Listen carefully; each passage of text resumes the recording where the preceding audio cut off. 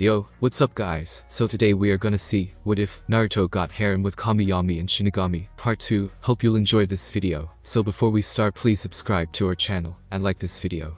So let's get into the video. After going through all of the files on the computer as well as the inventory of the cave, our favorite blonde hero only took one thing he found with him. He actually found it in a chest that was secure with the most highly complicated seals, as well as chains that seemed to be made of chakra, and was being powered by a self-regulating source of chakra that was coming from underneath the island. So, after making sure the chakra source wasn't powering anything else important, which it wasn't, making Naruto's interest in the chest reach its peak to know that all of that chakra was only being used to power the security to the chains, he went ahead and drained the chakra source dry before unlocking the seals. What was inside, however, was quite disappointing. All that was inside was a white kitsune mask with red fillings for the ears, a red curved line for the mouth, and red ovals around the eye holes, as well as a rounded black circle on the forehead, Mema's mask from Road to Ninja, and a piece of paper that probably explained the contents of the chest. Opening the paper first, Naruto saw that his assumptions were correct. Dear reader, if you are reading this, then you have been chosen by the Yuzukage to be next to wield these legendary items. Use these items well and bring terror to those who oppose you, as well as bring calm to your loved ones. Grow strong and bring Yuzukage back to its full glory. The only item within this chest, the Tenko Fox mask, has been in this chest since the very first Uzumaki. This mask has the ability to let all who look through it see into another life. The reason this is locked away is because all who look through this mask are given whatever other life they witness as power. The only downside is that the wearer is not able to choose the life they view. This mask can only be used once per person. Now, this letter also has instructions on how to perform one of our signatures. The instructions are within a seal on the back of this paper. Use this item to fulfill your every desire and grow strong. We do not care what you do with your new power, as we have lost any and all allies we had, which I admit was only Konohagakure and Sunagakure, when Konoha had decided not to send any reinforcements. Though, please spare Sunagakure as they were actively helping us, though they could not at this time due to being held back by a group of soldiers tasked with keeping us without any help, and we are all good friends with the third Kazekage. But I wish you good luck in your ventures. With love, Asuka Uzumaki. Naruto, choosing to save the form later, sealed it into a seal on his wrist before fixing the sealing with a minor earth dot. Not wanting to wait any longer, Naruto placed the mask onto his face and looked through the eye holes, only to be immediately bombarded with memories that weren't his own. Memories of someone who looked like him, named Menma Uzumaki, living his life before, near the age of 16, he left his Konoha and started capturing people with special abilities. Menma was able to release his version of Kurama in his full form, as well as his 9 masked beasts, as well as coming up with his version of Rasengan called the Spiraling Ring, which was much stronger than a normal Rasengan. He saw how Menma eventually claimed that world as his own, and ruled as a ruthless tyrant over the people who rebelled, and a powerful monarch to those who were content. How he even combined them into one, creating the Jubi once again, and making him its Jinchuriki. What made him mad was that, while their relationship wasn't as good as Naruto's and Kurama's was, Menma completely betrayed his version of Kurama, and took away the only thing that truly embodies the concept of living. The consciousness. He stripped his Kurama and the others of their consciousness, before morphing them into the Jubi. After organizing the techniques and discarding any memories he didn't need or want, Naruto opened his eyes to see the mask in his hand, slightly pulled away from his face. Relaxing his frame for a second, he concluded that only about a minute had passed. You see all that, Kurama? Naruto asked his tenant. Yeah, it's strange to think of a world where I wasn't a god, and could be dominated so easily by a normal human. Granted, that human had great techniques, but it wouldn't have any effect on me personally. And to think that he took away my consciousness after all I'd done for him. Kurama gave his 2 cents while playing some of the memories back in his mind. Yeah, strange is one way to put it. Anyway, let's leave already. I've still got a mission to complete, he said before sealing the mask into his wrist seal. Naruto left the cave with a smile on his face. Not only did he gain some more power, he also got some information on this pain person, and also got some information from their computer system. As he walked back through the village, Naruto created more clones to fix up the town square and some of the other buildings. He then left through the same gate that he came into before water ran back to the mainland. It took a couple of hours of casual running, but he eventually made his way back to Tezuna's house.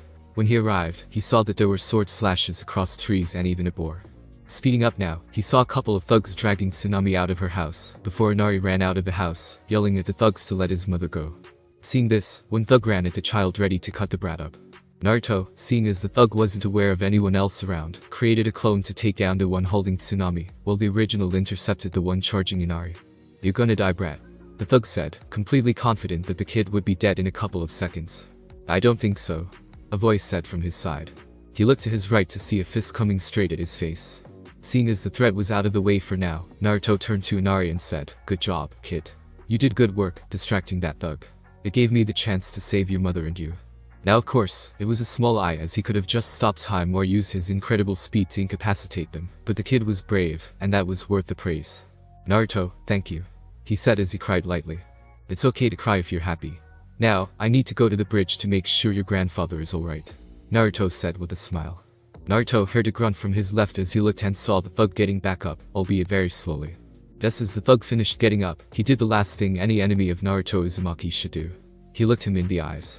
And the only thing he saw was red before he curled up into the fetal position and rocked back and forth while murmuring something about a demonic mother-in-law. Seeing as how his job was done, he started running towards the direction of the bridge, after leaving the clone there for protection. When he arrived, the sight he came upon was one that he probably should have been expecting. There was his supposed team, minus Yuki, fighting Zabuza and Haku, while the workers were standing at the entrance to the bridge with Yuki guarding them. Apparently Kakashi thought he could take on Zabuza alone, while leaving Sasuke to Haku. Clenching his hand into a fist at the blatant act of disrespect by his so-called team, again minus Yuki, Naruto walked ominously through the fog towards Zabuza's fight. 5 minutes earlier. He couldn't believe this shit. First of all, he couldn't kill Geto, and had to act all chummy with the tyrant. Secondly, he was being attacked by his ally. His ally's teammates after swearing on his word that he would be a spy. Maybe the worst thing about all of this would be that he doubted Naruto even knew about this betrayal. What the hell are you thinking? We are on the same side now, you dumbass. Or did you forget the little deal we made with Naruto? Zabuza said asked the deranged dot. Any deal that brat made is null and void as he has no power to make such a deal. And do you really expect me to believe that an A rank missing nin, known for killing his entire graduating class, would respect any deal made with a lowly genin? Kakashi countered, with a haughty smirk. I made that deal with my word on the line. I wouldn't dare break that deal, if only for the conservation of my reputation. Plus, I respect anyone that can beat me easily, especially if that person is as young as Naruto is, and only a genin. You're well respected and you're having trouble against me. What does that say to you? Zabuza said, taunting them at the end. He got lucky and he was probably using his demonic chakra to beat you. Kami knows very few can best a dot, Kakashi replied, letting loose that Naruto was a dot. No, he didn't use any of his Biju's chakra, or else we would have sensed the maliciousness in the air. He beat me fair and square, and as much as I loathe to admit, he is more powerful than both of us, maybe even combined. Zabuza said as he hid in the fog, trying to avoid injuring them, lest he changed the story to make it sound like the missing nin attacked first. That demon is only stronger because of him. And even then, they can be controlled with a simple Sharingan. Just goes to show you that not even an almighty demon can stand the power of a Sharingan. Kakashi smirked as he uncovered his stolen Sharingan. You know, you were an asshole before, but now you've crossed the line. Assaulting my allies like that. You've just made a very big mistake. A voice said from behind him. Not getting a chance to turn around, Kakashi was suddenly sent flying forward into the side of the bridge before being embedded into the concrete. Thanks for the assist. Didn't want to injure the prick just in case he tried to spin this story. Zabuza said with a sigh as he lifted the fog. No problem, now let's deal with Uchiha. Naruto said with a glare at the knocked out dot. Just then, the two shinobi felt a cold chill run across their skin, to which Zabuza gained a curious expression. I wonder why Haku would use that technique. Seems a bit overkill to use Sukeke Genkai on a genin, even if he is an Uchiha. Zabuza thought out loud with a hum. What technique is she using? I can't have Sasuke dying just yet. I still need him for the Chunin exams. Though I could do it on my own, I doubt anyone with power would let me participate by myself. And while I don't particularly care for the rank or proving my worth to insects like the people in Konoha, it would be funny to destroy Sasuke in the finals in front of all of his fan base. He asked, not picking up his pace in the slightest. It's called demonic eye spheres. It allows Haku to transport herself through these crystal mirrors at near instantaneous speeds, while hurling at her target. Against someone like Sasuke, it's lucky that she doesn't enjoy killing because he would be dead in an instant. Zabuza finished explaining as they came upon the fight. What they saw was pretty much what they expected, Sasuke, laying on the ground unconscious, looking like a human pincushion, while Haku stood over him, looking as if she hadn't been touched. Did he at least give you a minor training session? Naruto asked with a smirk. Not even close. Even though he had the Sharingan, he lacked the speed required to put it to his full use. Haku's soft voice carried over to the two men. Yeah, he finds that the Sharingan is all he needs to win. Anyway, let's get these two tied up and then take them back to the house. We wouldn't want them to think that this little act of betrayal would go unpunished, would we? Naruto said, finishing with a small demonic smile that caused Haku to blush, though it was hidden by her faux hunter nin mask. Lucky men, the big bad demon has betrayed us. I guess this means that I won't have to pay you then. said a voice from the other side of the bridge.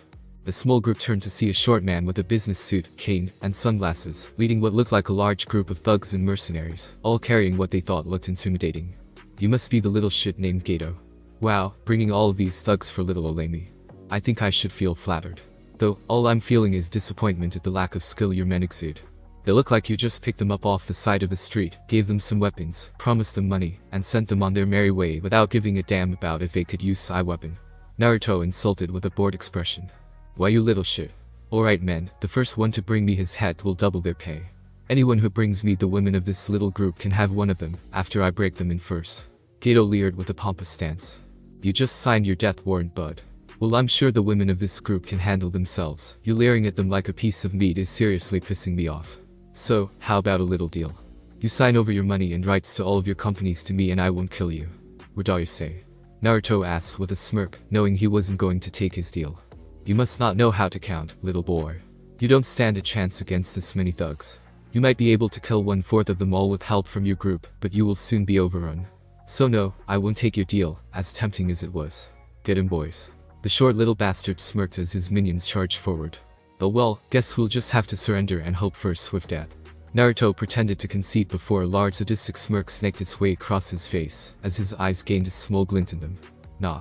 I'll rip your boys to shreds with one move before slicing your head from your shoulders with a rusty spoon. While Naruto's group was smiling for most of that, they gained confused expressions at the random method of decapitation Naruto chose. Before they could question him on it, however, they saw that he had already moved to where he was in between his group and the mass of thugs. He then raised his hand before wind started to spiral in front of his palm, creating a dark purple orb, with what looked like planetary rings spinning around it, before coming to a stop as they all aligned themselves. I've wanted to try this one out since I saw it first used. Be glad I'm wasting even this much chakra on you, and thanks for being the guinea pigs for this. Spiraling ring. Naruto shouted with glee as he brought his arm back before launching it forward, releasing it towards the army. The thugs could do nothing as the orb of death sped towards them, slicing them apart with its rings, as it journeyed to the middle of the group. Once it had reached its destination, the ball exploded outward, destroying everyone in its vicinity, stopping just after consuming the last of the thugs. Once the smoke cleared, Gato looked on in disbelief as he just witnessed his entire army of thugs get decimated, with only one dot seeing the Bono monster walking towards him. Gato started to shake as he begged his feet to take him somewhere, anywhere that wasn't in the path of this demon.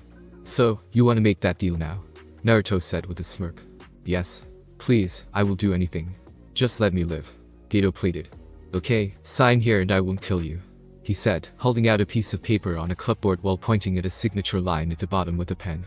Quickly grabbing the offered pen, Gato wrote his signature down as fast as possible before stepping back and sighing in relief. Smirking, Naruto grabbed Gato's shirt and lifted him up to his eye level. What, I thought you said you weren't going to kill me, Gato accused frantically. And I am a man of my word. Though I never said I would protect you if someone else were to kill you. And with that response, Naruto tossed the short bastard over his shoulder, right into the path of Zabuza's sword slash. Seeing as how that little squirt was dealt with, Naruto and Zabuza walked back to the group. On the way, Zabuza turned to Naruto to see him reading the contract. So, what are you gonna do with all that money and influence? The former member of the 7 Ninja Swordsmen asked. Nothing, as it's not mine to use, Naruto replied, eliciting a confused look from Zabuza, before Naruto held the contract out towards the missing nin. Wah, he asked as he read. Apparently Naruto had Gato sign all of his money and financial influence directly into an account under Zabuza's name. Yep, you now have all of your former employer's money and influence. What you do with it is none of my concern, but I do hope that you stay in my employment, even if you're not in the village, Naruto said as they reached Haku, Yuki, and Tazuna as the workers went home, being dismissed for the day. I do appreciate all you've done for me in Haku, so I would be happy to join you. However, the decision is ultimately up to Haku, Zabuza said with a smile. What's up to me? Haku asked as she caught the end of that conversation. I was offering Zabuza here a job in my employment. You both would act as spies and travel around, gathering information and even allies if they come around. So, what do you say? He explained. I don't mind. But, if I may, why didn't you offer us asylum in Konoha? I mean, we probably wouldn't take it as we've heard of the way they obsess over bloodline limits, but it still strikes me as odd, Haku asked, showing her intellect and deductive skills. Very astute of you, Haku-chan. To answer your question, I don't give a rat's ass about Konoha. They are corrupted beyond belief and will do anything for power, and while they would have no real power over you as you would be under my protection, it is just easier this way. Also, I will send word to Kiri and tell them that you are no longer a missing nin. Naruto explained with a bored tone as he tied up Sasuke and Kakashi before creating a clone to take them to Tazuna's house. I see. But yeah, I'm fine with this plan of action. It would be fun traveling the world, while not being a fugitive. But they're in the middle of a civil war right now. There's a division of power, so I'm not sure who's going to get your message. Zabuza explained. Oh, that's true, the bloodline purges. I will deal with it. In the meantime, stay in wave and train your hardest. I will not be represented by weak people. Your reputation will only get you so far. I will also be leaving you a training schedule with some techniques that will increase your power. The blonde genin said sagely. Yeah, I guess you're right. Thank you, Naruto-sama. Zabuza and Haku bowed in respect. No need for that, I was never one for honorifics. Naruto replied with a large smile. Oh, thank Kami. No offense, but calling someone so much younger than me Sama is just weird. Zabuza said with a shudder that caused everyone else to laugh. Well, Tazuna, let's get this bridge built. Naruto yelled enthusiastically. Yeah. Tazuna and the rest of the workers replied, mirroring his enthusiasm. With the abuse of shadow clones and an occasional time stop, the bridge was finished in record time. They decided to stay an extra night to party the next day, then leave that night back home. While this was happening, Kakashi and Sasuke had been under house arrest until they got back to Konoha. This was done by Naruto placing chakra lock seals on both of them, and forcing them to do manual labor around the house for the tsunami, under the supervision of some Naruto clones.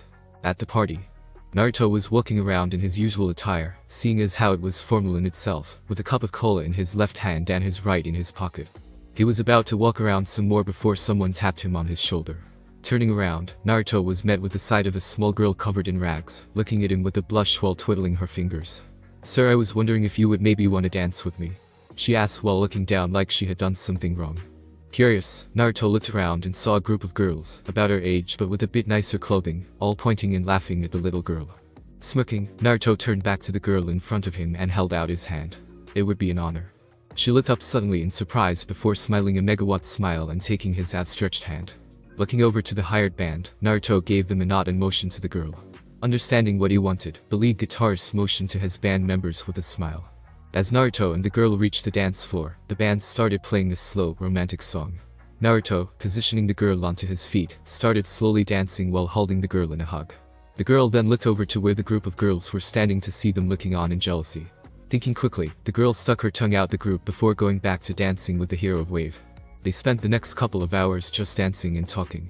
Naruto bought her all the food and clothes she wanted and even introduced her to Inari, who was speechless when he saw her, something Naruto took as teasing material. After the first couple of minutes, she officially introduced herself as Asano, not based off of anyone from any show, and she admitted that he was her idol, and that she wanted to be just like him someday. Someone who could instill hope in so many people with a smile never leaving their face. That made him smile. This is what he wanted with all of his heart.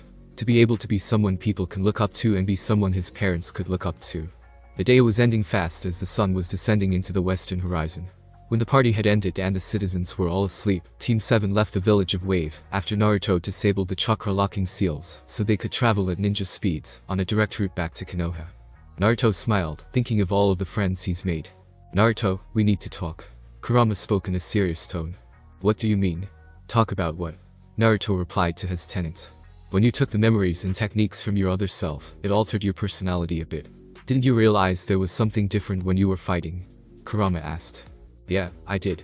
I seemed more aggressive and bloodthirsty. Naruto replied after a bit of thought. Yeah, that was the cause of the merging.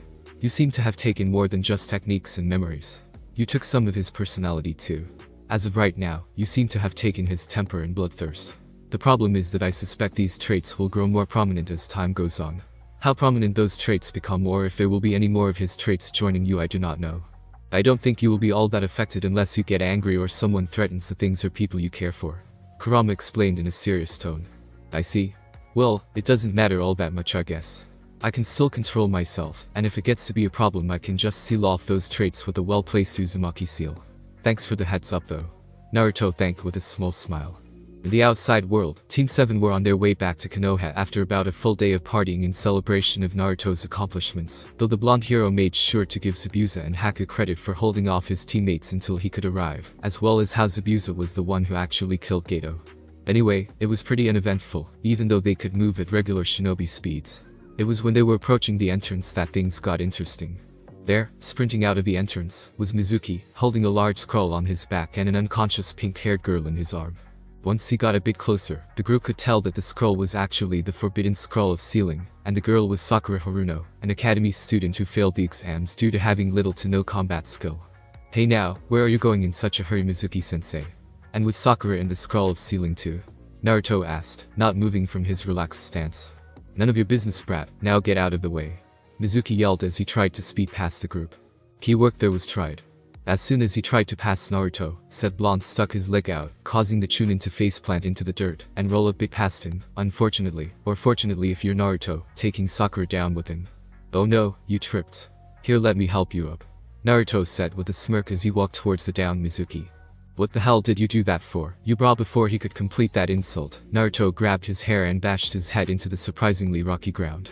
You broke my nose, and there his face went again. Stow and again. Fu and again. Choosing not to say anything this time, Mizuki noticed that Naruto had stopped slamming his face into the ground. Fina, and there he went again. Naruto, what the hell are you doing? The silver-haired bastard yelled at the blonde genin. Trying to help the guy up, but he keeps wanting to put his head down. I think he's tired or something. Naruto replied, holding Mizuki's head up to show his dazed and bloody face. Well, stop trying to help him. Kakashi demanded, not buying his excuse for a second. Okay, if you say so. Naruto said cheekily as he dropped the Chunin's head, causing him to faceplant once more. Looking down at the Chunin in agony, Naruto decided to take the scroll from his back and strap it onto his own. Naruto, you're under arrest for attacking a fellow Konoha shinobi, and for stealing the scroll of sealing. Kakashi said smugly. Does it count as stealing if you steal it from a thief? And if he's a traitor, is he still a Konoha shinobi? Million Ryo questions here. Naruto thought out loud with a hand on his chin in a thoughtful pose. What are you talking about, Dobe? Sasuke asked demanded. Kakashi. I'm so glad you're here. Have you seen Mizuki come through Hio? Turning, the group saw Iruka run onto the scene and start asking questions. That is until he saw the person of his interest on the ground, spewing blood from his nose, mouth, and pretty much his entire face. Oh, Iruka-sensei, what do you need with Mizuki-sensei? Naruto asked innocently. He had Sakura-sen steal the scroll of sealing, so that he could take it and leave, apparently taking Sakura with him. Iruka explained, still wondering what happened to Mizuki, and why his favorite student had the forbidden scroll on his back. And how the hell did someone of Sakura-sen's caliber steal what is supposed to be the most well-guarded object in this village? Kakashi asked, astounded at the revelation. Apparently Mizuki already had all of it planned out. All she had to do was wait for the council to call a meeting with Hokage-sama and sneak into his office. Then she just found the spot where the scroll was hidden, which Mizuki here told her where it was, and left through the window. How she got to their meeting spot without anyone spotting her with a giant scroll on her back is beyond me. Iruka finished explaining with a sigh, wondering what could have possessed Sakura to accept this type of mission. How unusual.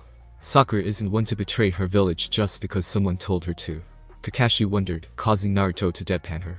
Maybe he promised her that she could fuck Sasuke here as she helped him. Naruto laughed. Well, what happened?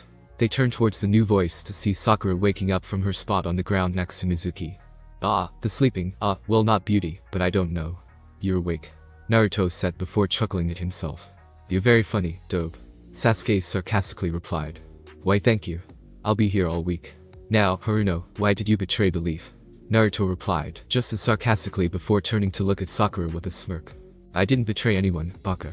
Mizuki said that if I got that scroll and gave it to him, I would take your place on Sasuke-kun's team. And you just had to go and ruin it like you do everything else. Why couldn't you just leave everyone alone? I'm sure Sasuke would want me on his team rather than you. Sakura explained before choosing to berate Naruto. I'm not so sure with that loud voice of yours. Sasuke thought while cleaning out his ear with his pinky. Well, what you actually did was steal the scroll of sealing and assist a traitor in taking said scroll out of the village to Kami knows where, effectively letting Konoha's secrets out to its enemies. But I can't really fault you for that, I would have done it for absolutely nothing. Naruto explained before whispering the last part into Sakura's ear with a smirk, causing her to gasp. Now, let's get the traitor in lockup and get Haruno here back to wherever she needs to go. Don't worry, Iruka, we're going to the Hokage anyway, so I'll take the scroll to him. Naruto told the man who at least treated him neutrally in the academy at first, before slowly becoming like an older brother. Oh, okay then. I'll take Mizuki to Biki and tea, and I thank you, Naruto. I don't think I would have caught up to him in time. Iruka thanked as he picked up the traitor and used Shunshin to quickly travel to his destination. Sakura, you better come with us to see the Hokage, I'm sure he would like to speak with you. Kakashi suggested, acting like it was him who caught the traitor. After a couple of minutes, Team 7 and Sakura was standing in front of the Hokage as he stared at the scroll on the blonde genin's back. So, you were heading back from your mission, and you just ran into Mizuki on your way into the village. You also befriended an A-rank missing nin and his daughter and attacked your teammates, taking the side of these criminals rather than your team. The aged man questioned, already trying to figure a way to get Naruto back under his control. Pretty much. They chose to attack my associates, who I had already made a contract with and were therefore under my protection, so I had no choice but to protect my employees. Naruto explained, covering the fact that he already wanted to attack them and was just hoping for a reason. Well, I guess I can't do anything as they were under your clan's protection. But please refrain from attacking Konoha Shinobi anymore, he said, hoping his friendly attitude would put him off enough for the old man to signal his Anbu to attack. Yeah, I'll think about it. Are we done here, cause I need to go meet up with some people? Naruto asked impatiently. Like anyone would want to meet up with you. Sakura commented quietly. Yeah, unlike you, I actually have a voice that doesn't destroy people's eardrums. Now, goodbye all. And with that, the blonde genin took his leave, making his way to his house. When he finally arrived, he walked in to see Kushina and Makoto were cooking dinner, while Shusui and Madara were both reading, waiting for dinner to be done. He could also hear some ruckus in the back, so he guessed Taka and Shiro were turning back there. No one noticed his presence until he coughed into his hand, causing everyone that was inside to look towards the front door to see the trademark grin on Naruto's face.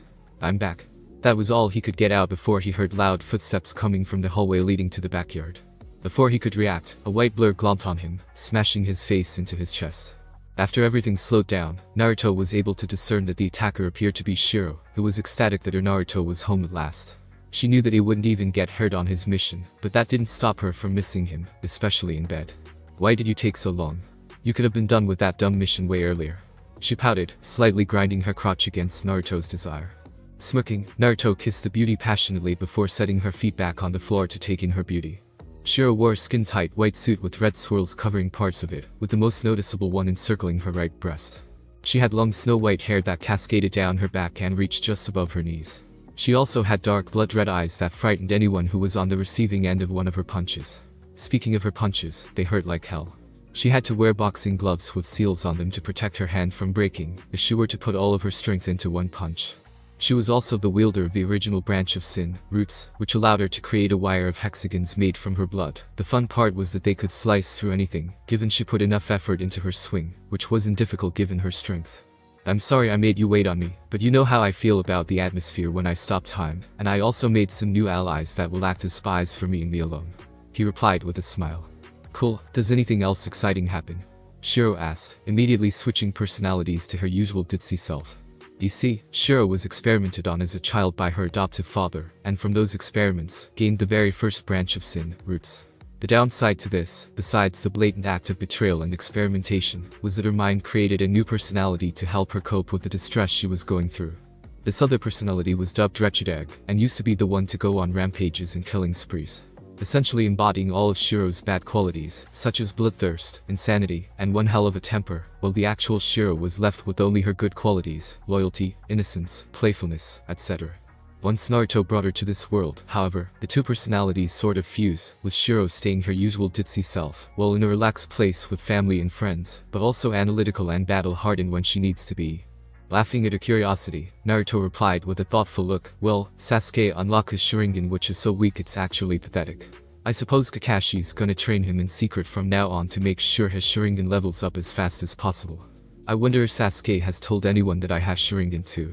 Naruto explained before wondering the last part to himself quietly, though everyone heard that part too. Anyway, yeah, that happened. Also, the allies I told you about were Zabuza Momochi of the 7 Ninja Swordsmen, and his surrogate daughter, Haku Yuki. Haku even has the ice-release Kekkei Genkai, which proves she is of the Yuki clan. Also, I have something to show each of you. Naruto explained before unsealing the Tenko Fox mask from a seal on his wrist. This is the Tenko Fox mask of the Uzumaki clan, taken from a vault under the cage tower. This allows the wearer to see into another life through their counterparts' eyes and gain all knowledge and power that they wield, including bloodlines, and even personality traits. It can only be used once per person, and I have already used it.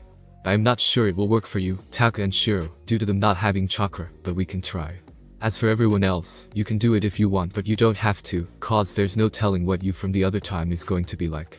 Naruto said as he set the mask on the table while everyone stared at it. There was silence until Madara started laughing hysterically.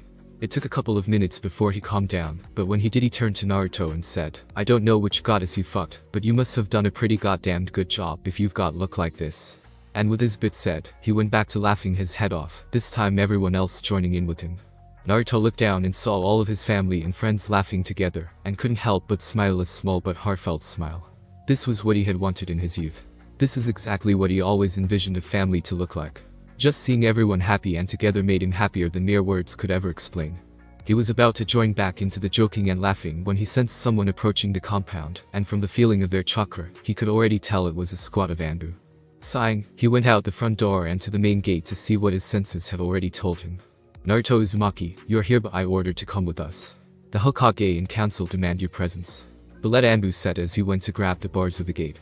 Not saying anything, Naruto just watched as the Anbu was engulfed in a sea of intense azure flames, flowing up his hand like it had a mind of its own. The man had no chance to scream before he was turned into a smoldering pile of ash. I would recommend not laying any part yourself onto my property, as any who are not coded into the blood seals around this compound will be killed in a many number of ways.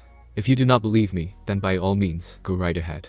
There are over 500 different ways these seals can kill you, and those are just the ones that are fast and relatively painless.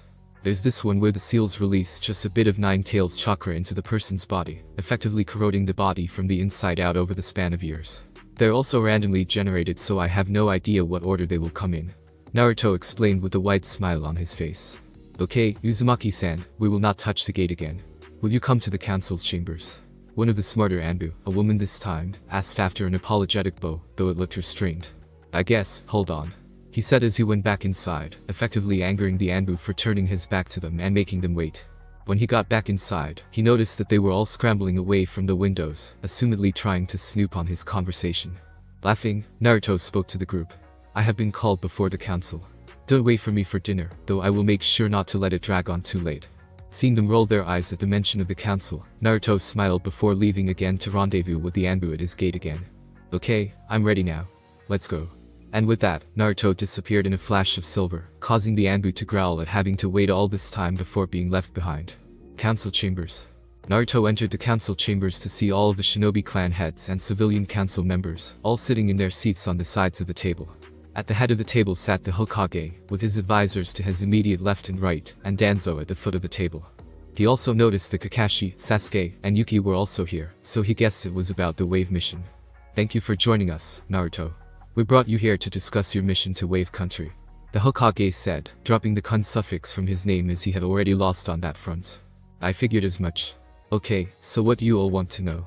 He asked, already bored with this entire meeting.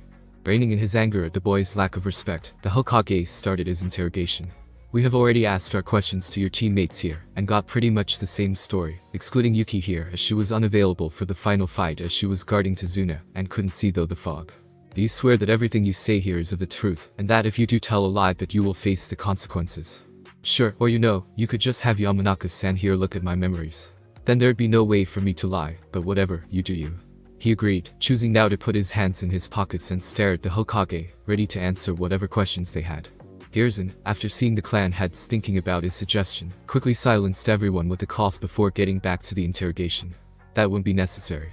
Now, explain, in great detail, the start of the mission to the point when you got inside the village. With that Naruto told the true story of his recollection of the mission. Not leaving anything out, especially when Kakashi and Sasuke would screw up, like in the very start of their mission. So, you're telling me that you deliberately left the mission to go on your own self-appointed mission. You realize that this is grounds for expulsion from the shinobi forces and even execution for desertion. Hiruzen asked, smirking evilly behind his folded hands. Oh, well then I guess Kakashi and Sasuke can be executed right beside me for deserting the client, as soon as the mission started. And going to Yuzugakure was a clan mission, and as of rule number 97 of the Konoha clan laws, if a clan mission is given by the clan head, that will directly benefit the clan, and will not be a detriment to the village. They're allowed to proceed with that mission to the best of his or her abilities. That law was created at the founding of the village, as one of the 100 laws needed to create a stable village. Naruto explained. And who was it who gave you this mission? Kushina. I'll have you know that because she was pronounced dead, she can no longer act as clan head of the Uzumaki clan. Hiruzen asked, thinking he had the demon right where he wanted him, and didn't even try and hide the smirk this time. Actually, I took the liberty of giving myself that mission as I am the current clan head. Naruto said, shocking everyone in the room, none more so than Hiruzen, Kakashi, and Sasuke. If that's true, then why can't I take clan leadership, damn it? The breeding wonder thought angrily. I'm sorry Naruto, but that's impossible. You have to be at least Chunin or of the age of 18 to be able to take clan leadership, and you are neither. Hiruzen stated, narrowing his eyes at the boy in front of him. What are you getting at, demons? The old monkey wondered to himself. Actually, a law, stated in the contract you made with Uzumaki when discussing an alliance, states that all Uzumaki laws would be valid in Konoha politics. And as stated in Uzumaki Clan Law No. 3, if in the case of clan annihilation, if there is a suitable heir, ergo someone that is of maturity or is a shinobi, that person shall be named clan head. If you require proof, I have the entire Uzumaki law book at the compound, and I'm sure you already know of your own laws and contracts. Naruto explained monotonously as he cleaned out his ear with his pinky and yawned afterwards. Yes, why did you attack Sasuke-sama and Kakashi-san? A no-name civilian council member asked demanded. I attacked them because they dared attack the people under my clan's protection. I had already subdued them and made a contract with them, in front of the entire team in Suzuno I might add, and those two decided that my protection wasn't good enough and disregarded my wishes. I was just protecting the people in my employment. He explained calmly. That will be enough. Thank you for your side of the story. Please wait outside as the council comes to a decision. He said, and everyone could hear the reluctance in the Hokage's thanks. As they waited outside, Sasuke approached Naruto with a scowl on his face. Dope, I demand that you give me anything useful you found on that island. If anyone can put something to use effectively, it would be me. He demanded with a smirk. Well, I demand you give me everything in your clan compound. Naruto countered. Hell no. Everything in that compound is mine and mine alone. Are you crazy? Sasuke asked, yelled angrily.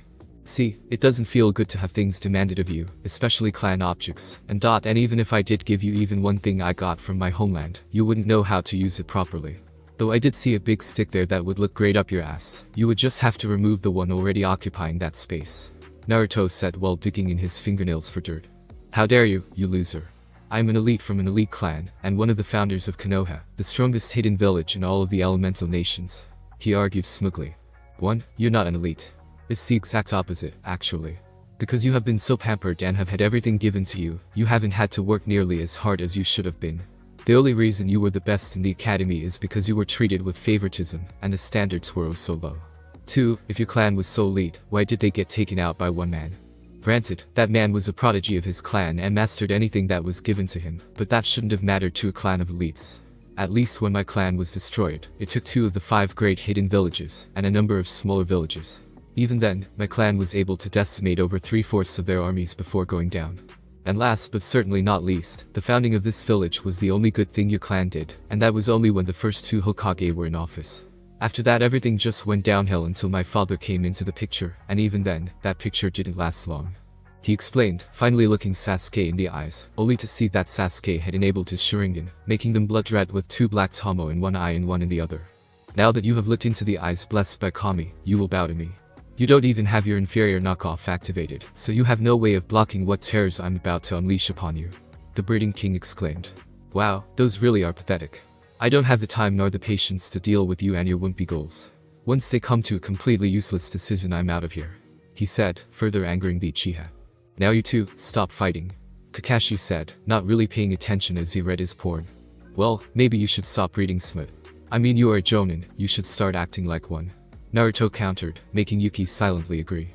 Well, when you're one, I'm stronger than you, or do you want a replay of our first fight? He asked, breaking that smug look from Kakashi's face. And 2, you really think this village respects you? Half of this village are women, so that's an immediate no. Then there are those who actually respect women. So, you are probably respected by a very small percentage, and that's only because of your so-called prowess, which you gained from a foreign eye, and that was given to you in order to protect one person. What happened to that person again, Kakashi? That one hit its mark. Kakashi lunged forward and grabbed Naruto's collar before lifting him up a bit. You shouldn't talk about things that don't concern you. Now I have to kill you. He threatened, causing Sasuke to smirk at Yuki to look in fear. You really should let go of me, as I will not be held responsible for what happens to you if you do not. Naruto replied, seemingly bored with the situation. What are you gonna do, brat? Use Kyuubi's chakra right in the center of the strongest village in all of the elemental nations. You wouldn't make it out of the building before being cut down. The most idiotic person in the world asked, still not understanding that all of Naruto's power was his own. Though he does thank Kurama every day for them. I warned you. The blonde replied before the doors opened again to show what was happening to all of the council. The civilian side was ecstatic at the scene and immediately started cheering on the elder Sharingan user. The shinobi side, however, were outraged.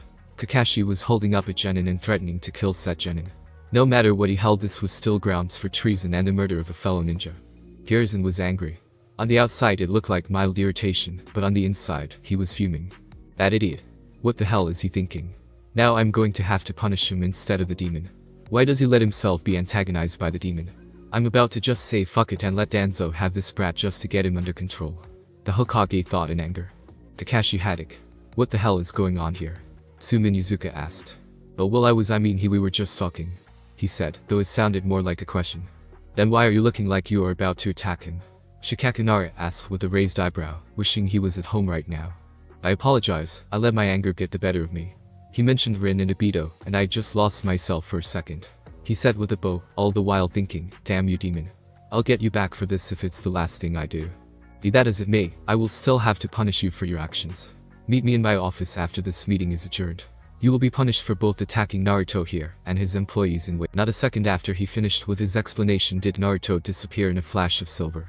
After everyone left, Hiruzen and Kakashi adjourned to his office, to which as soon as the door closed and a privacy seal was in place, said Hokage punched the silver-haired Jonin, hard enough to embed him 3 inches in the wall. You fucking imbecile. What the hell were you thinking? Seeing as Kakashi was about to speak, Hiruzen launched another punch, this time at his stomach. Don't speak. You need to control the demon, not drive him farther away. Now, thanks to your little antics, I will probably have to hand the demon over to Danzo, just to get him back under control. You forced my hand in this situation, Kakashi. Hiruzen said, getting his anger under control. After loads of coughing with blood staining the office floor and Kakashi getting out of the wall, the silver-haired Sharingan user was able to speak again. Just give me one more chance. I will train Sasuke extensively in secret. I'll power up his Sharingan as much as possible, and even teach him my Chidori. When the Chunin exams come around, he will be ready to use his Sharingan to control the demon. I'll make sure to be there on time and be sure to stay on task the entire time. He will be more powerful than me by the time the final task comes along. Kakashi pleaded. I guess you can have one last chance. But know this, if you fail this time, I'll have you demoted to Genin, and you will not be allowed access to any adult material, including Icha Icha. He stated ominously, causing Kakashi to stare with wide eyes at the thought of no porn. Yes sir. He said, grasping the seriousness of the situation. Now, let's talk about your punishment for failing so far. He said with an evil smile. 1 month later.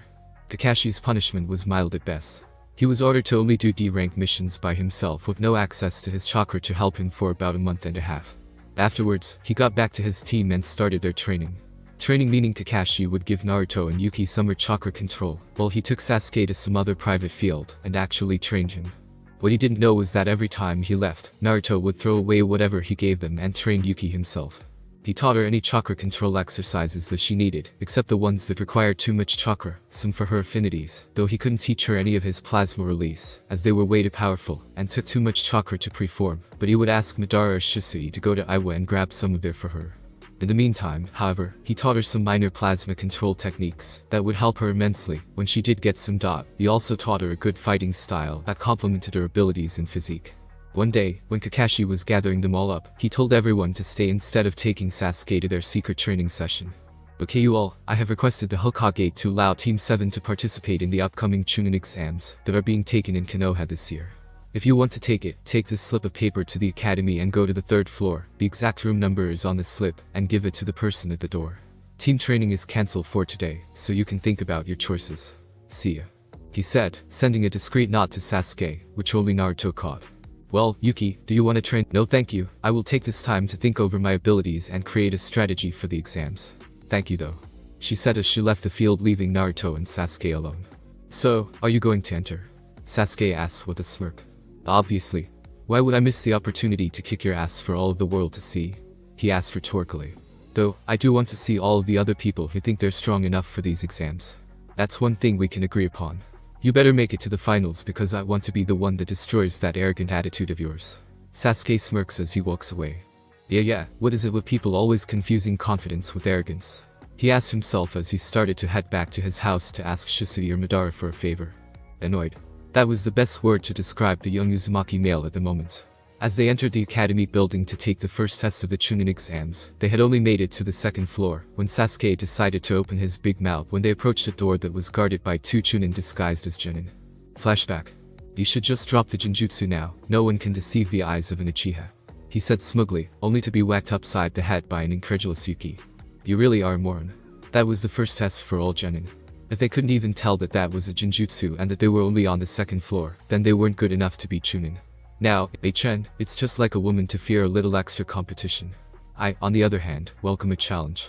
He replied arrogantly, saying the last part more towards the genin who had been fooled by the trick. Well, then a challenge you will get. Turning, Team 7 found the owner of the voice to be none other than Guy's Mini-Me and Taijutsu expert Rock Lee. Though, only Naruto knew his name. I, Rock Lee, wish to challenge Sasuke Uchiha to a battle. It will be a fight to see what will win, natural-born talent or hard work and determination. The Taijutsu expert shouted with ferocity, causing Naruto to smirk, knowing just who would win in this fight. Lee, we can't waste time with these rookies. It was you who said that we should keep a low profile in the first place. Another boy, Waniji Hyuga, came up accompanied by a girl with 2 buns in her brown hair. Her name was Tenten. Altogether, they made up Team 9, or commonly referred to as Team Guy. True, but I feel that this will be an excellent warm-up to a truly youthful exam. He replied with a fist pump. If you know my name, then you know that what you're proposing is ridiculous. Though, I will humor you, if only to show my teammate what kind of beating he is in for when we fight. Sasuke said with a smirk as he glared at Naruto, who wasn't paying attention to him, choosing to contemplate if he really wanted to torture himself with Uchiha's presence, just to beat him in front of everyone.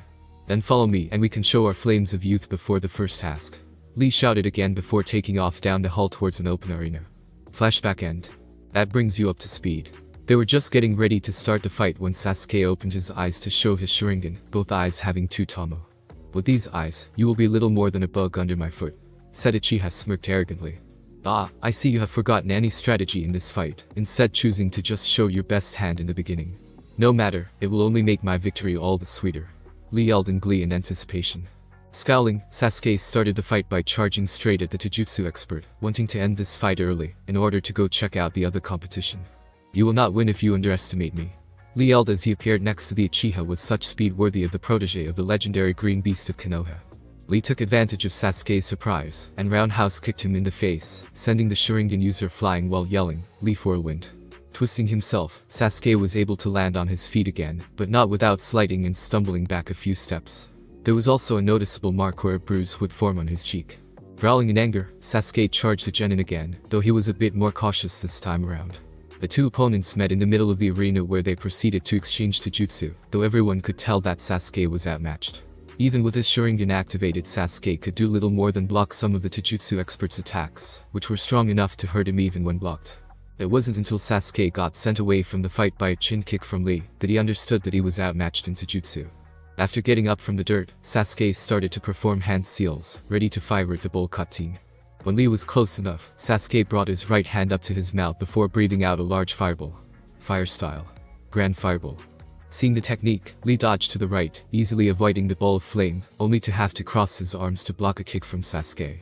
As soon as he felt the force behind the kick lessen, Lee took hold of the offending limb and spun the Uchiha before throwing him directly into the path of the Uchiha's own dot. While Sasuke was able to dodge the fireball before it did any significant damage, he was not able to avoid getting his left arm and leg burned in the process. The plan, poor execution. Naruto said with a chuckle from his position on the sidelines. Shut up, done. I don't need your fucking added ga. Sasuke yelled before being cut off by a leg in his stomach. Never take your eyes off of your opponent. That is the first lesson a shinobi learns. Lee yelled, a bit angry at the Uchiha's blatant show of disrespect. Again, Lee kicked the Uchiha away before stepping back a bit and loosening his bandages around his arms, causing his teammates to look shocked, while Naruto just smirked. My, Guy-sensei. You really are an effective teacher. Maybe this will bring that fucker back down to earth. Naruto thought before chuckling a bit at his unintentional joke. I will now show you my flames of youth. Lee yelled before charging his foe, who was taking a bit longer to get up from his last taijutsu engagement. As Lee got within 10 feet of Uchiha, a large tortoise poofed into existence in the way of his charge. Seeing the summon in time, Lee skied across the dirt until he stopped just in front of the tortoise before bowing. What in the hell do you think you were about to do to that young man? You know what your sensei said about that technique. I'm glad I got here in time before you actually went through with it. The tortoise spoke in a slightly raspy tone. I'm sorry, I got carried away with the fight, and I am prepared for the punishment. Lee spoke before a puff of smoke appeared on the tortoise's back, revealing Might Guy. Lee, you idiot. He said as he punched his student across the face, sending him back about 7 feet. You know that technique is forbidden. As punishment you will have extra sparring sessions with me with your hands tied behind your back. The teacher yelled before noticing Team 7 standing to the side. So those are Kakashi's students. Sasuke barely gave Lee any challenge, but that blonde one, Naruto Uzumaki, he's hiding something. Though, he seems strong. Guy thought, showing how real Jonin acts, before letting a large grin stretch across his face. Yosh. That's it. Lee, you have found your new rival. But Guy-sensei, the Uchiha did not give me a challenge, even with his Sharingan activated. Lee replied with confusion, causing Sasuke to scowl. I'm not talking about him, my young protege. That one, Uzumaki-kun, will prove to be an amazing rival, causing you to grow exponentially in fun competition. Jonin yelled boisterously as he pointed out the blonde genin. I see, Guy-sensei.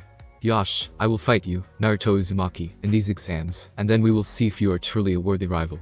With that said, Team 9 left the arena, leaving the room empty besides Team 7. So, did you have fun getting your ass handed to you? Naruto asked with a smirk, barely being able to contain his mirth at seeing the Uchiha get beaten so badly by someone who can't even use Nin or Genjutsu. Not that he was badmouthing Lee's strength or even mocking him. It was just a fact that shinobi mainly use nowadays to show strength. Sasuke merely scowled as he walked out of the arena, heading towards where they were to take their first test, followed shortly after by the rest of Team 7. Smart move, making it so that the time in the arena would move faster than the time outside. Kurama commented when he saw that they still had plenty of time to get to the room. Yeah, and Guy didn't even seem to notice the time difference. Tinsley said enthusiastically. Why thank you both, I have my moment. After finally making it to their room, they all noticed Kakashi standing at the door waiting for them to get there. Ah, I see you all have arrived. Good, because if even one of you decided not to take the exams, none of you would have been able to compete, as this is a team competition. He said as his gaze lingered on the blonde, trying to say that if he were to back out and cost the Uchiha this chance, then he would kill the boy. Anyway, as you are all here, why don't you get on inside? He said with a nice smile to Sasuke and a hand on his shoulder as he passed, doing the same when Yuki passed. Though, when Naruto went to enter, Kakashi blocked his path with his arm. Not really wanting to deal with the man right now, Naruto merely gazed up at the Jonin with boredom. What do you want, Haddock? If I don't get in there then they might hold back Team 7 from competing. Scowling, Kakashi replied, watch it, demon. Just because you're my sensei's son doesn't mean I will treat you any differently. I don't know how you were able to control Kushina-senpai into caring for you, but I will stop you. And when I do, I will make you beg for mercy. With that, the Jonin started to walk away, only to stop when he heard the genin call for him to wait. Turning back around, Kakashi noticed that the blonde was holding out a box and a letter. My father wanted me to give this to you. I just kept forgetting about it until now, here. Once Jonin took it, Naruto walked into the classroom. Kakashi, being slightly suspicious of the package, decided to open the box first, and then read the letter afterwards. A poor choice really, seeing as how when he opened the box a large boxing glove shot out and decked him straight in the jaw, almost knocking him completely unconscious. Making sure no one saw that little scene, Kakashi hurriedly opened the letter, hoping that his late sensei had left him a mission to kill his demon-possessed son. What he got instead was a long, very descriptive letter of what privileges Naruto had, since he was the son of a Hokage and basically royalty. One that was bolded, made specifically that way to draw one's attention. Being of the Hokage's blood, any person, shinobi or otherwise, of the Leaf village that attacks this child, can be stripped of only the bare minimum of their chakra, and locked into the personal prison of whichever Hokage that child is related to. Each prison is different from the other Hokage's prison, as each prison is only to hold those that have wronged that Hokage, and his or her bloodline, specifically. Kakashi could now say that he was scared. Not only would he lose his chakra on Sharingan, he would also be put into a prison that is said to be the worst there ever was, with whoever got put in there never to be seen from again. There were also rumors that even the people with the strongest of wills have gone mad within a few months of being in one of those cells. Though, he calmed himself down when he told himself that their current Hokage would never allow that. So, after thoroughly calming himself, he dismissed the letter in the closest trash bin and went on his merry way. Chuckling at hearing the Jonin hit the floor, Naruto entered the classroom to see that most of the teams were already seated and ready for the first task, though his formal attire seemed to put off a few people. Said contestants started to exude killing intent when they saw his team enter. While it was almost laughable for Naruto, he saw Yuki clench her teeth a bit, making Naruto to narrow his eyes before rounding his gaze onto the fellow genin. Seeing his expression, some of the genin stopped in their intimidation attempts. The rest of them, however, were subject to Naruto's killing intent, though not even close to half of it, causing a good bit of them to faint. Ah, I see you all are taking these exams as well, troublesome. Turning, Naruto caught the eyes of teams 8 and 10, with Shikamaru being the one who spoke. Sasuke. Oh, how I missed you, my love. You know, yelled as she latched onto the Uchiha's back, though she shied away from the blonde when she remembered what he did to her back in the academy. What she saw when she tried to take over his body was something that still haunted her nightmares. Alright. Glad to see everyone made it. It'll just take a bit longer before I win, right Akamaru? The ever-eccentric Inizuka heir yelled in anticipation, though he faltered when he didn't receive a reply from his partner. Looking at the dog, he noticed that his partner was staring at Naruto with an almost frightful look in his eyes. Akamaru? Kiba asked curiously, effectively getting the dog out of whatever trance it was in. You know, you should really keep it down over here, lest you attract unwanted attention. A voice spoke from behind them. The voice belonged to a man who had silver-white hair, a purple jumpsuit covering a white shirt, with white bandages over his waist. He also had round glasses and a Konoha headband to finish his outfit off. My name is Kabuto Yakushi, I'm a Konoha genin as well. He said with a clear, to Naruto at least, fake smile. Oh, hello Kabuto-san. Is this your first time taking these exams as well? Ino asked curiously. Oh, not at all. Actually, this'll be my 7th attempt at becoming Chunin. So, with my experience, I know about pretty much everyone taking these exams. Kabuto explained, before pulling out a deck of blank cards. All of my information is stored on these cards. As he went on to explain some basic information about the different villages participating in these exams, Naruto zoned him out in favor of secretly activating his Sharingan to check out his cards, under a Genjutsu of course, so Kabuto, or anyone else for that matter, wouldn't get suspicious. It seems as though we have a spy in our midst. He absolutely reeks of snakes as well, which means he's working for Orochimaru. Maybe things will get interesting, Kurama. Naruto thought after seeing the kind of information he had on those cards. Most of it being what no genin of any village would have. I told you it wouldn't be too boring. Do you think the snake will make a move during the exams? The fox asked with a chuckle. I sure hope so, otherwise this guy is probably just here to see if he wants to recruit anyone. With that, Naruto came back to the conversation at hand just in time to hear Sasuke speak to the spy. Rockley, Gar of the Sand, and Naruto Uzumaki. He said, sparing a glance to the red-haired boy sitting in the middle row, next to the window. Ah yes Gar. The genin from Sunagaker with the ability to control sand. He didn't need Kurama to figure out that the boy held the one-tailed Tanuki, Shikaku. Sending the boy a glance, he could tell that he had something seriously off the rocker about him. Whatever it was making him fidget every few minutes and even send glares to anyone unlucky enough to annoy him. Though, right now he seemed to be put off and angry by the appearance of Naruto.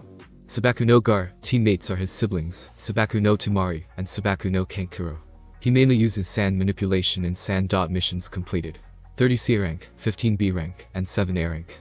Said to have come back from each mission without a scratch, though no one knows why.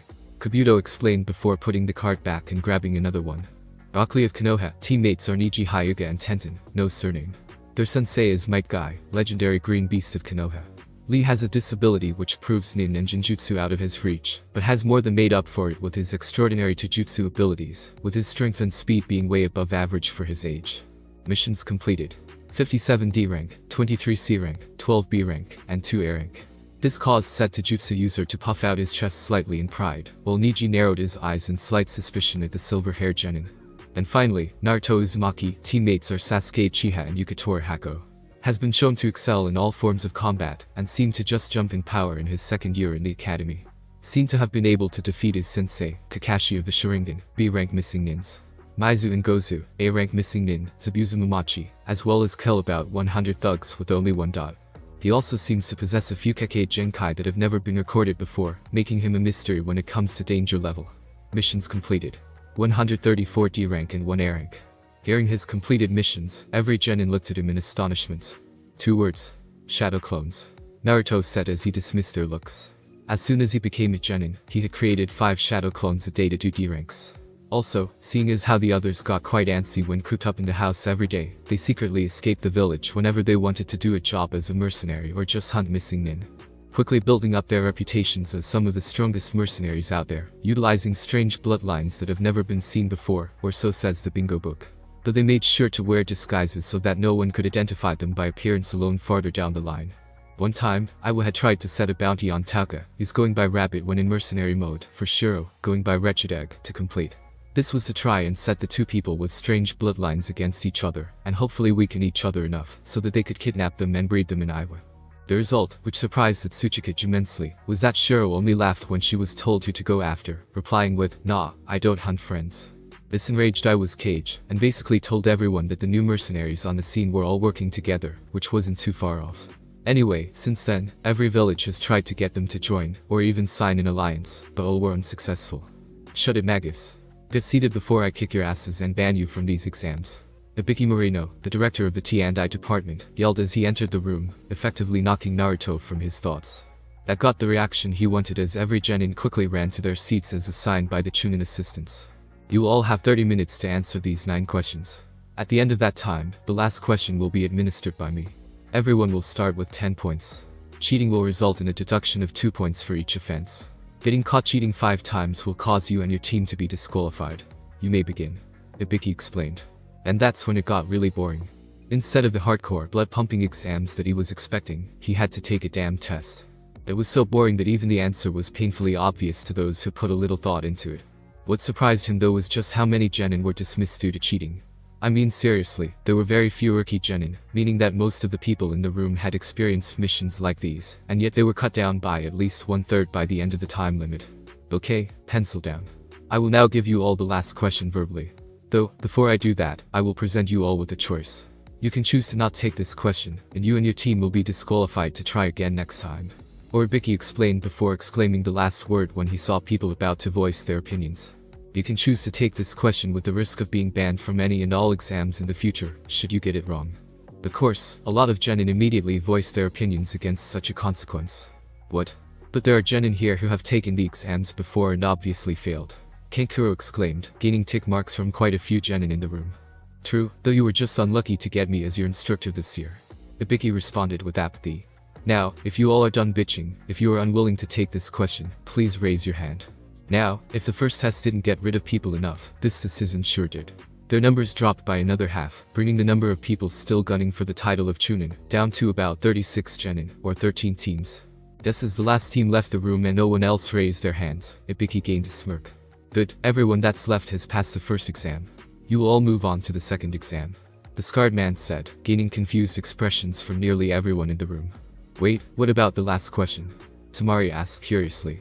There was no 10th question. It was all just a scare tactic in order to see who was too cowardly to answer a stupid question. If they couldn't even gather up the courage to answer the last question, then they can't be trusted to man up on a mission, maybe even killing their teammates with their inaction. Naruto spoke up from his spot near the front row. Everyone turned to see that Naruto was leaning back in his chair with his fedora over his eyes, apparently relaxing while everyone else was stressing over the last question.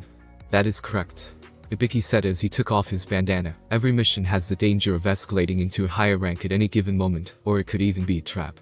Enemy ninja will use every tool in their arsenal to torture and break you, if they think you even have the slightest bit of useful information. You must be prepared to take that risk in every mission you accept, and prepare yourselves to do the same should the occasion come around. With his speech done, Ibiki wrapped his head again to hide his scars. Naruto only gave a nod of respect, seeing as how the Jonin had learned all of that firsthand. As soon as he was done, a brown blur came crashing through the window before throwing 2 kunai to hang a large poster saying, "The awesome and single Anko Mitarashi." Yo, what's with this, Ibiki? You must be losing your touch if there are still this many people who pass through. Anko said with a smirk as she stood up to her full height, giving everyone a good view of the woman. She was a tall woman with dark purple hair tied up into a short fan ponytail. She wore a fitted mesh bodysuit over her torso, with a tan overcoat over it. She also wore a dark orange miniskirt with a dark blue belt holding it up. You're actually on time for once, Anko. And in regard to your comment, maybe there are just some exceptional prospects this year. Ibiki replied with a smirk towards Naruto, causing said genin to match his smirk. Well, no matter, I'll knock out at least half of them with my task, she said evilly, causing most genin to shiver, though Naruto just matched her gaze with a challenging smirk. Meet me at training ground 44 in 10 minutes or you fail. With that exclamation, Anko dove straight back out of the hole she made in the window, causing many to just stare at the spot where she once stood in bewilderment. Well, let's go Yuki-chan. And Uchiha, try not to lag behind, Naruto said as he appeared behind Yuki with a hand on her shoulder. Hey-chan, whatever, was all the response he got before Team 7 vacated the classroom through the window, much like their second instructor. 10 minutes later, as everyone arrived at the training ground, they noticed that the area for their next task was a giant forest enclosed by an equally impressive metal fence. Alrighty kiddos, here's where you'll really get tested on your skills as a shinobi in the Forest of Death. Each team will receive one of 2 scrolls for you to protect and keep at all times. You will have 5 days and 5 nights to retrieve the other scroll, and make it to that center tower by the end of the 5th day, with both scrolls intact and unopened. If anyone opens their scroll, then that team will be immediately disqualified. Any questions? Anko explained, relishing in the scared faces of the genin when they heard what this area was called. Joji was the first to raise his hand, though he didn't wait to be called on to go ahead and ask, what will we do for food for all that time? Well, there are plenty of edible plants and animals in the forest, so I'm sure you'll think of something. Enko answered with a smirk, causing the young Akimichi to widen his eyes in fear. Seeing as no one else had any questions, Enko went ahead and distributed the scrolls to each team, with Team 7 receiving the Earth Scroll. Seeing as the instructor was heading to give the scroll to Naruto, Sasuke rushed forwards and snatched the objective out of her hands, causing the Takubetsu Jonin to growl slightly. "Thank you, this should be held by the leader of this team, and that would be me," Sasuke said with a sneer. "Going right ahead doesn't make a difference to me. Though, you did just snatch something from a powerful Jonin's hand, a Jonin that has been known to destroy anyone who touches her wrong or looked at her with anything resembling lust," Naruto commented with a smirk. "Whatever, she can't touch me.